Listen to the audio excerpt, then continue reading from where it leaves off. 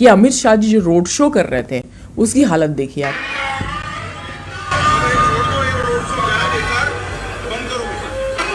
BJP का पूरा खाली जा रहा है सीट। इसमें देखिए चुनाव में किस तरह ये लोग गड़बड़ी कर रहे हैं।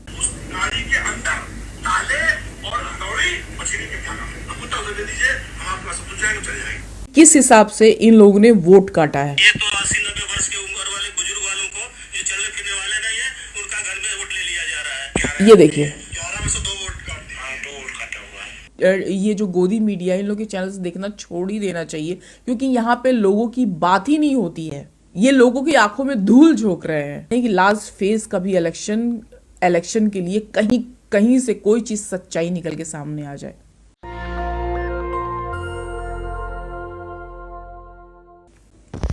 नमस्कार साथियों, मेरा नाम प्रियंका पासवान है। साथियों, अभी मैं एक लाइव शो में थी, लाइव डिबेट में थी, तो वहाँ मुझसे यही पूछा गया कि भाई अभी आप कैसे देखते हैं इलेक्शन का सारी चीज़ें, और बीजेपी 300 पार ले जा रही है। हाँ, कुछ जगहों पे बीजेपी पहले दूसरे चरण में गड़बड़ चल रही थी, लेकिन अभी सब कुछ अच्छा जा रहा है। मैं बोला ओके। तो फिर मैंने यही बताया कि अब बीजेपी का रोड शो अमित शाह, स्मृति ईरानी, मोदी, योगी या किसी भी अन्य नेता हो बीजेपी का, वो तो खाली जा रहा है। और अभी भी क्या जनता मंदिर मस्जिद के मुद्दे पे है, या बेरोजगारी महंगाई अस्पताल दवाइयों के मुद्दे पे अब वो वोट दे रही है। इसके साथ ही मैंने ये भी बोला कि भाई अब इसके बाद में जब अभी इलेक्शन खत्म हो जाने दीजिए, तो पेट्रोल डीजल का दाम 150 के पार तो जाएगा ही, जैसा कि यूक्रेन में और रशिया के बीच चल रहा है, जहाँ पे गैस पाइपलाइन और वहाँ के परमाणु संयंत्र पर हमला हुआ, और खाद्य पदार्थ भी महंगे होंगे, क्योंकि रशिया यूक्रेन से गेहूं की सप्लाई अन्य देशों में होती है, तो सारी चीज़ें महंगी होंगी। तो लेकिन यदि हम लोग 2014 से पहले वाली अर्थव्यवस्था में होते, जहाँ की तीसरी अर्थव्यवस्था थी हमारी, पूरी दुनिया हमारा लोहा मान रही थी, और उस वक्त हमारे संगठित असंगठित क्षेत्र सारे के सारे मजबूत थे, और मजबूत थे। इसका संगठित असंगठित क्षेत्र मजबूत होने का मतलब ये है कि लोगों के पास रोजगार थे, रोजगार कर रहे थे, कुछ ना कुछ कमा रहे थे। लेकिन जब मोदी जी का नोटबंदी का आया और इस तरह की तमाम नीतियां आई, तो उसके बाद में संगठित असंगठित क्षेत्र और निजीकरण, इन सब चीजों ने एकदम लोगों को मार के रख दिया, देश की अर्थव्यवस्था को चौपट कर दिया। और ये जो निजीकरण का ला दिया, तो बस इतने पे ही उन्होंने बोला आपका सिग्नल नहीं लग रहा है और आपकी आवाज़ नहीं पहुंच रही है। तो मुझे पता, मैंने बोला भाई सही बात है, कैसी आवाज़ पहुंचेगी आपको, सही लोगों की आवाज़ तो पहुंची नहीं है। गोदी मीडिया तो सिर्फ चौथा स्तंभ रह गया है। चौथा स्तंभ हट चुका है लोकतंत्र से, वो सिर्फ मोदी सरकार का स्तंभ बन गया है। आप सारे पूंजीपति लोग उसको खरीद करके और उसके लिए मोदी जी की कर रहे हैं कि हाँ वाह कर रहे हैं। अब उसमें मैंने यही बोला कि अभी एक गड़बड़ियां देखिए, मैं आपको अभी दिखाती हूँ कि ये रोड शो, सबसे पहले मैं इसी से स्टार्ट करती हूँ कि अमित शाह जी जो रोड शो कर रहे थे उसकी हालत देखिए आप।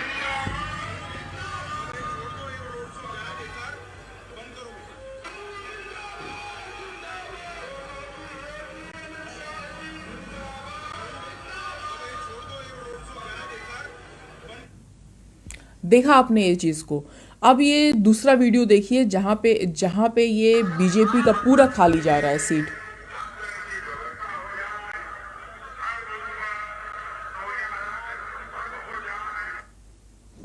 ये देखिए, अब इसमें देखिए चुनाव में किस तरह ये लोग गड़बड़ी कर रहे हैं। एक उत्तर प्रदेश का लखनऊ में है, जहाँ पे ईवीएम मशीन रखी हुई थी, वहां पे छीनी हथौड़ी मिली और लोगों का जवाब देख सुनिए।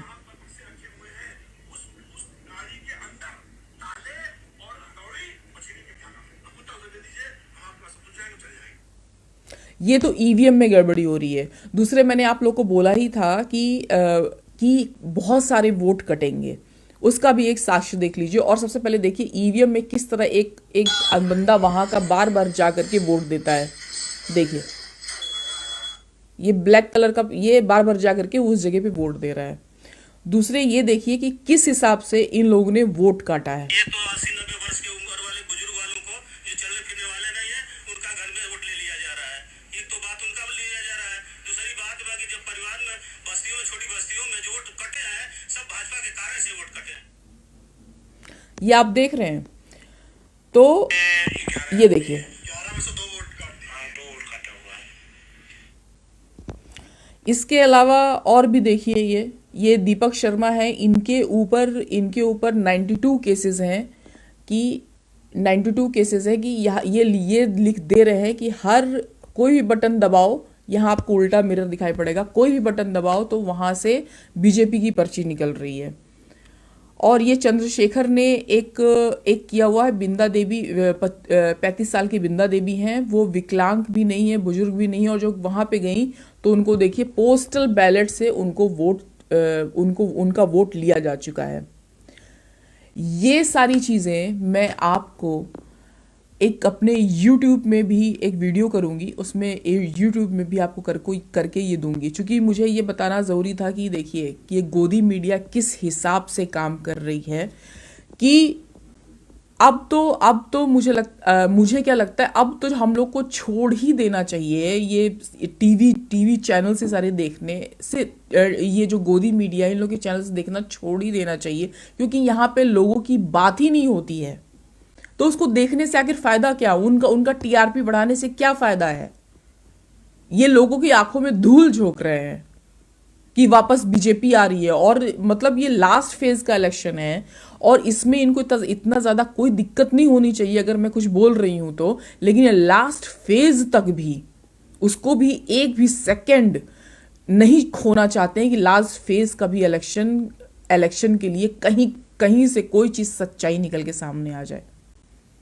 तो अब ये चैनल्स गोदी मीडिया देखना बंद कीजिए, उन लोगों की कमाई करवाना बंद कीजिए, आम लोग, बहुजन लोग, क्योंकि यहां हमारे लिए कुछ भी नहीं है, और सोशल मीडिया पे आइए। धन्यवाद। इसके अलावा मैं यूक्रेन का भी एक आपने देखा होगा, यूक्रेन का भी आप ये देखिए कि ये देखिए यहाँ पे भारत माता की जय जय करवा रहे हैं, और लास्ट में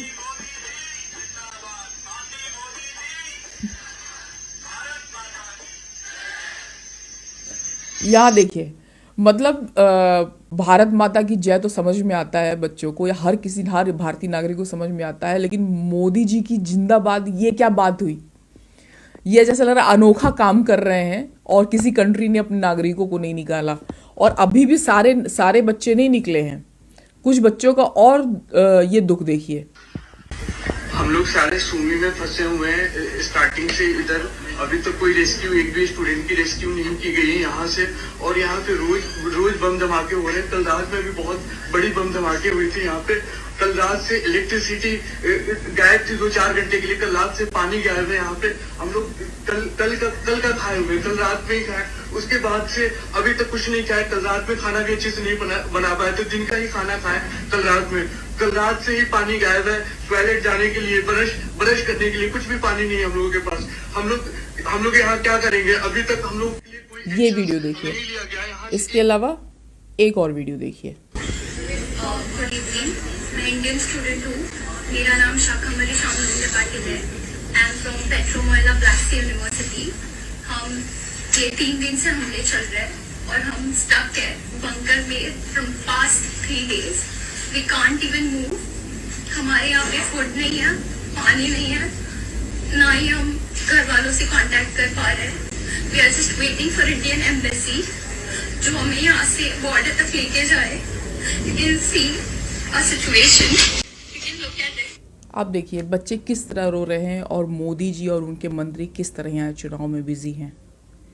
वहाँ पे ज़्यादा से ज़्यादा कंट्रीज़ ने अपने नागरिकों को निकाल लिया, लेकिन यहाँ तो चुनाव है, यूपी जीतना है, तो सबसे पहले वही देखेंगे।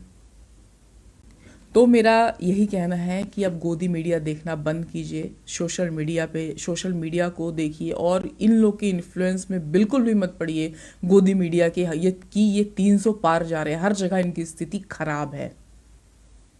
और किस तरह ये वोट काट के ले रहे हैं। अगर बीजेपी आती है तो किस तरह उसने ईवीएम में लोगों का वोट काटा, पोस्टल बैलेट के लिए पोस्टल बैलेट से उसने दगाबाजी उसने की, उससे लिया वोट। तो अब ये मैंने पहले ही वीडियो में आपको बताया था कि ये 20,000 वोट का इंतजाम कैसे ना कैसे ये बीजेपी कर रही है, और उसने यहाँ पूरे साक्ष्य भी मौजूद हैं। तो छोड़ना बंद कीजिए गोदी मीडिया को देखना, अपना पैसा, अपनी आंखें, अपनी एनर्जी, अपनी ताकत अपने लिए लगाइए, ना कि गोदी मीडिया को आगे बढ़ाने में। नमस्कार। नेशनल दस्तक की आपसे गुजारिश है कि अगर इसको बचाना चाहते हैं तो नेशनल दस्तक को सब्सक्राइब करने के लिए रेड कलर के सब्सक्राइब बटन को दबाएं, फिर बेल आइकन की घंटी दबाएं। नेशनल दस्तक को बचाने के लिए बहुत जरूरी है कि हर खबर को शेयर करें, लाइक करें, कमेंट जरूर करें।